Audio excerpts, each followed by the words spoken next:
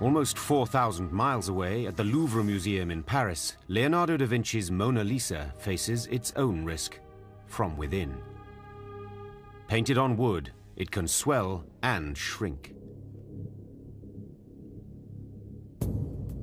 The painting is protected by an airtight case that can withstand a rocket-propelled grenade. Sensors in the case can detect the tiniest swelling in the wood.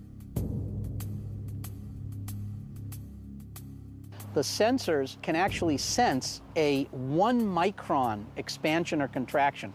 We're talking about 1/100th the width of a typical human hair. This treasure with the famous smile is buried under layers of protection. But how long will they last?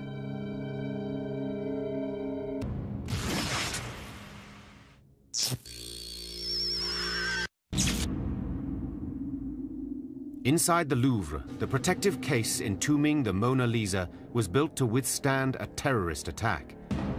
But humble dust will infiltrate the neoprene seals, forging a path for moisture.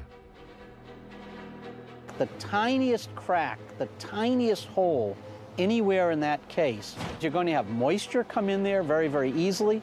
So what happens is that the case itself actually becomes the Mona Lisa's enemy. The dampness sounds a death knell for the painting as it creates the perfect habitat for a tiny insect called the Deathwatch beetle. They got their name Deathwatch beetles during the Middle Ages when people were waiting out the death of a loved one. The house would be very quiet and still because people were waiting for death to arrive. And during that time of silence, they would hear this ticking sound, this tapping sound coming from the walls. And that was being made by the beetles. It's basically a very slight,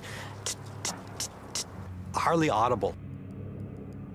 In fact, the beetles have nothing to do with dying, usually.